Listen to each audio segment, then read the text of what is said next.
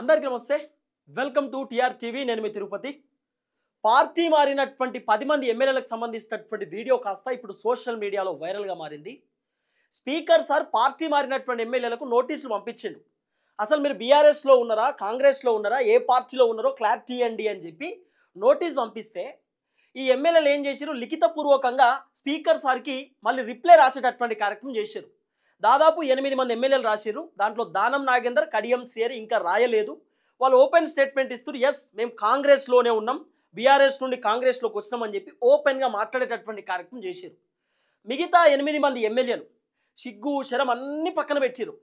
మేము ఇంకా బీఆర్ఎస్లోనే ఉన్నాం, బీఆర్ఎస్లోనే కంటిన్యూ అవుతున్నాం, బీఆర్ఎస్ఏ మా పార్టీ, కేసీఆర్ఏ మా నాయకుడు, ఈ పార్టీలోనే ఉంటామని చెప్పి పచ్చి అబద్ధం చెప్పేటటువంటి కార్యక్రమం చేస్తున్నారు. వాళ్ళు పార్టీలు మారినటువంటి ఆ ఫోటోలు కూడా నేను చాలా వీడియోలలో చూపించిన. ఇప్పుడు ఏకంగా ఒక వీడియోని కూడా తెరపైకి తీసుకొచ్చేటటువంటి కార్యక్రమం చేసిన.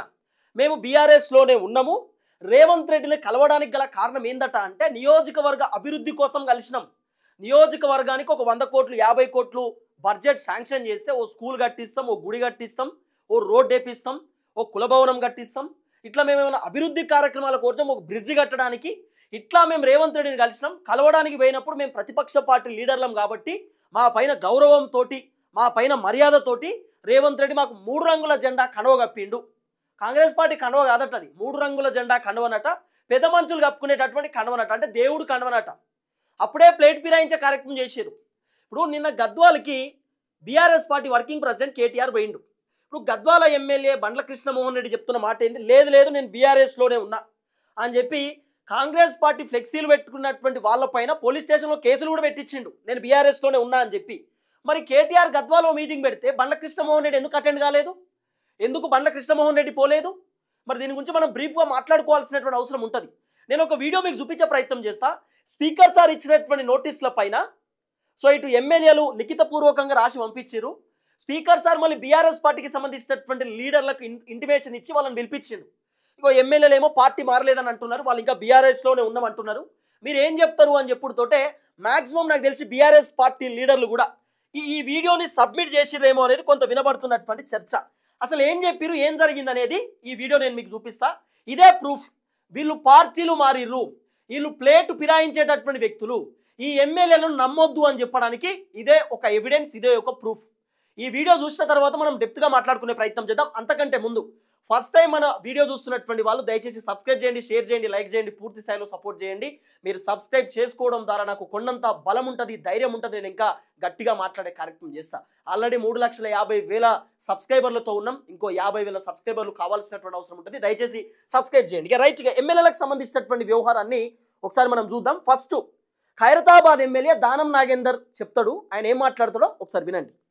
ఈరోజు ప్రకాష్ గౌడ్ అని ఉట్టి ప్రకాష్ గౌడ్ కాదు, నిన్న మొన్న నాతోని దగ్గర 10 మంది ఇంకా మాట్లాడారు. 10 మంది అడిగారు. నేను చెప్పాను కాంగ్రెస్ పార్టీలో నేను ఉన్నాను కాబట్టి నాకు తెలుసు, కాంగ్రెస్ పార్టీలో స్వేచ్ఛ అనేది మనకు sky is the limit. Congress పార్టీలో మీరు వచ్చి ఎలాంటి ఇబ్బందుల గురిగారు మేము అది బాధ్యత మేము తీసుకుంటాము. ముఖ్యమంత్రి గారిని ఎప్పుడంటప్పుడు కలవచ్చు, కష్టపడ్డ ప్రజలు ఆదరించి. దానం నాగేందర్ మాట్లాడిన బయటది ఖైరతాబాద్ ఎమ్మెల్యే. సో ఆయన ఓపెన్ గా చెప్తున్నా, ఎస్ నేను కాంగ్రెస్లోనే ఉన్నా, కాంగ్రెస్లో కంటిన్యూ అవుతున్నా, బీఆర్ఎస్లో గెలిచిన, బీఆర్ఎస్కి రాజీనామా చేయలేదు, కాంగ్రెస్ నుండి ఎంపీగా పోటీ చేసిన, బీఫామ్ ఉందని చెప్పి ఆయన ఒప్పుకున్నాడు. Okay, Danam Nagender open up అయిండు, ఈ విషయంలో దానం నాగేందర్ ఓకే. కానీ జగిత్యాల ఎమ్మెల్యే సంజయ్ కుమార్ చెప్తాడు. ఇప్పుడు సంజయ్ కుమార్ డైలాగులు, సంజయ్ కుమారు ఆయన కూడా కాంగ్రెస్లోకి పోయినా అని చెప్పి ఒప్పుకున్నాడు. ఇప్పుడు ఏమంటాడు తెలుసా, కాంగ్రెస్కి నాకు సంబంధం ఏందండి, బీఆర్ఎస్ పార్టీలో ఉన్న, బీఆర్ఎస్ఏ పార్టీ నాది, కేసీఆర్ఏ నా నాయకుడు అని చెప్పి బుద్ధి లేకుండా మాట్లాడే ప్రయత్నం చేస్తున్నారు ఎమ్మెల్యేలు. అరే మినిమం మరి జనాలు మమ్మల్ని ఓట్లేసి గెలిపించారు, జనాలు మేము మాట్లాడే మాటలు చూస్తున్నారు.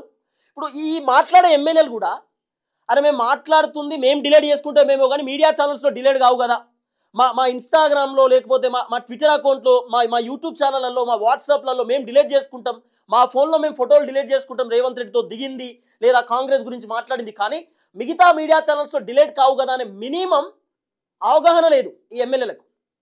సంజయ్ కుమార్ చెప్తున్నాడు, ఏం చెప్తున్నా వినండి. తెలుసు ఇప్పుడు ఆ ప్రజలకు సేవ చేయడానికి కాంగ్రెస్ తోటి కలిసి అభివృద్ధి కోసం కాంగ్రెస్ తోటి కలిసి పనిచేస్తా ఉన్నా.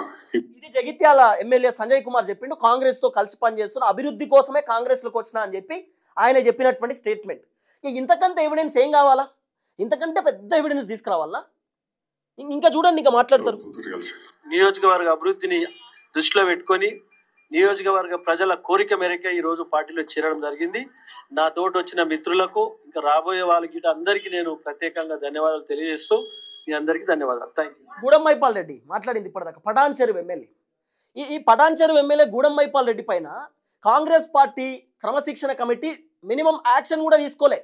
కాంగ్రెస్ పార్టీని దౌడాలో పార్టీ అని తిట్టిండు గూడెం మైపాల్ రెడ్డి ఆయన పార్టీ ఆఫీస్లో కూర్చొని. మరి ఇంత బూతులు తిట్టినటువంటి గూడెం మైపాల్ రెడ్డి పైన కాంగ్రెస్ మినిమం యాక్షన్ తీసుకోలే. ఇప్పుడు తీన్మార్ మల్లన్న మాట్లాడిందని చెప్పి ఆయన సస్పెండ్ చేసినారు. మరి ఈ పార్టీ మారినటువంటి ఎమ్మెల్యే మాట్లాడుతున్నాడు, ఆయన వల్ల కాటా శ్రీనివాస్ గౌడ్ ఇబ్బంది పడుతున్నాడు, పటాన్ చెరువులో నీలం మధు ముద్రాజ్ ఇబ్బంది పడుతున్నాడు, ఈ గూడెం మైపాల్ రెడ్డి వల్ల కాంగ్రెస్ ఒరిజినల్ లీడర్లు ఇబ్బంది పడుతుంటే ఆయన పైన యాక్షన్ తీసుకోలేదు ఎందుకు? ఇంకా ఆయన కాంగ్రెస్లోనే కంటిన్యూ అవుతున్నాడు. నేను ఇప్పుడు బీఆర్ఎస్లో ఉన్నాను పచ్చబద్ధం చెప్తున్నాడు. ఇప్పుడు ఈ వీడియో టేప్ ఆధారమే కదా, సరిపోతుంది కదా ఆయన మాట్లాడిన మాటలు. నేను కాంగ్రెస్లోకి వచ్చిన అభివృద్ధి కోసం వచ్చిన కంటిన్యూ అవుతున్నా అంటున్నాడు. నెక్స్ట్ పెద్ద మనిషి మాట్లాడతాడు, ఎవరు? తెల్లం వెంకట్రావు, భద్రాచలం ఎమ్మెల్యే, పొంగులేటి శ్రీనివాస్ రెడ్డి డిస్టిక్కి సంబంధించినటువంటి వ్యక్తి. మా గురువు పొంగులేటి నన్ను ఇళ్ళకి తీసుకొచ్చిండు అని చెప్పి చెప్తాడు. ఇదే తెల్లం వెంకట్రావు ఇప్పుడు ఏం చెప్తుండో తెలుసా? మీ దగ్గర ఎవిడెన్స్ ఉన్నాయా, ప్రూఫ్స్ ఉన్నాయా, నేను కాంగ్రెస్లో పోయినా అని చెప్పి, నేను బీఆర్ఎస్లోనే ఉన్నా అని చెప్పి పచ్చి అబద్ధం, మామూలు అబద్ధం కాదు. ఆయన మాట్లాడతాడు, ఇక పెద్ద మనిషి మాటలు మాట్లాడతాడు, ఒకసారి వినండి. మళ్ళీ బీఆర్ఎస్ పార్టీలో వెళ్తున్నమాట అబద్ధం.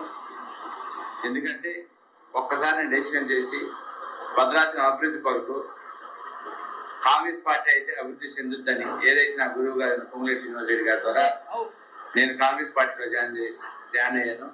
గౌరవ ముఖ్యమంత్రి రేవంత్ రెడ్డి గారి ఆశీస్సులతో మరియు తుమ్మల నాగేశ్వర గారి ఆశీస్సుతో, నా గురువు అయిన పొంగులేటి శ్రీనివాస్ రెడ్డి గారి ఆశీస్సుతో, డిప్యూటీ సీఎం బట్టి విక్రమార్క ఆశీస్సుతో వీళ్ళందరి పేర్లు చెప్పాలి, లేకపోతే రేపటి రోజు మోసం అవుతుంది కదా. వీళ్ళందరూ ఆశీస్సులతో అల్లకు పోయినా మరి ఇప్పుడు సిగ్గు లేకుండా ఎట్లా చెప్తున్నారు మరి మేము పార్టీలు మారలేదని చెప్పి? ఇప్పుడు ఈ బుద్ధి అప్పుడేటు పోయింది? ఇప్పుడెందుకు మాట్లాడుతున్నారు మేము బీఆర్ఎస్లోనే ఉన్నామని చెప్పి? అంటే ఎవరిని మోసం చేస్తున్నారు? ఓట్లేసిన జనాలను మోసం చేస్తురా? పార్టీ టికెట్ ఇచ్చిన కేసీఆర్ని మోసం చేస్తురా? ఎవరిని మోసం చేస్తున్నారు? అంటే మిమ్మల్ని జనాలు ఇప్పుడు ఏమనాలి? అరే మంచోళ్ళు, చాలా అద్భుతమైన వ్యక్తులు అనాలా? చూడండి ఇంకా ఆయన మాటలు. అభివృద్ధి చెందుతారు ఆశతో వెళ్ళాను, అదే ఆశతో ఉన్నాను తప్ప వేరేదైతే ఎటువంటి అపోహ చెందొద్దు. ఇది బీఆర్ఎస్ ప్రాపగండ అని నేను చెప్తున్నాను, ఖచ్చితంగా చెప్తున్నాను.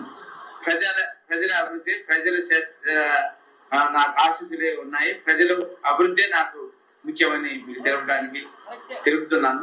మీరు ఎటువంటి అపోహ చెందొద్దు, నేను కాంగ్రెస్ పార్టీని కొనసాగుతున్నాను. ఇప్పుడు నెక్స్ట్ అరకెపూడి గాంధన్ వస్తాడు, అరకెపూడి గాంధన్న మాట్లాడతాడు, అది కూడా మీరు వినాలి. నా మీద మనం ప్లాన్ చేసుకొని ముందుకెళ్దామని చెప్పి కూడా వారు చెప్పడం జరిగింది.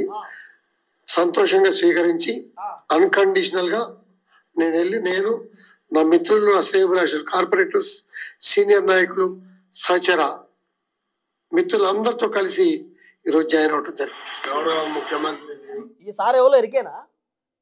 ఈ సారు గద్వాల ఎమ్మెల్యే బండ్ల కృష్ణమోహన్ రెడ్డి. ఇప్పటిదాకా మాట్లాడింది అరకెపూడి గాంధీ. ఇప్పుడు బండ్ల కృష్ణమోహన్ రెడ్డి గద్వాల ఎమ్మెల్యే మాట్లాడుతారు, చూడు గౌరవనీయులైన గర్వ అని చెప్పి గౌరవనీయులైన అని చెప్తుండు. ఇట్లుంటుంది అన్నాడు మన ఎమ్మెల్యేల కథ. సమక్షంలో ఈరోజు పార్టీ మారడం జరిగింది.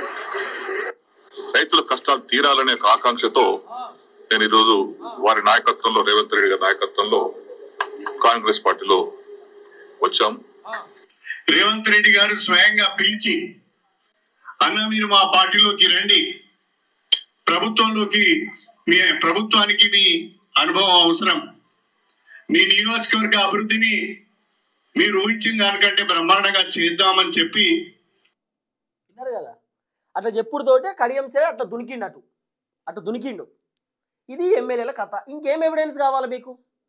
ఎమ్మెల్యేలు పార్టీలు మారలేదు, బీఆర్ఎస్లోనే ఉన్నారు అని చెప్పడానికి ఇంకేమైనా ఎవిడెన్స్ కావాలన్నా?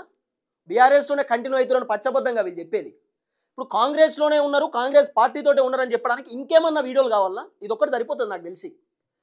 వీళ్ళు ఇట్లుంటే పిసిసి అధ్యక్షుడు మహేష్ కుమార్ గౌడ్ అప్పుడే ప్లేట్ ఫిరాయించిండు. మహేష్ కుమార్ గౌడ్ ఏమంటాడంటే వినూరిగో స్టేట్మెంట్. మరి వాళ్ళు ఎమ్మెల్యేలు వాళ్ళ స్థాయి వాళ్ళే చెప్పాలి కదా.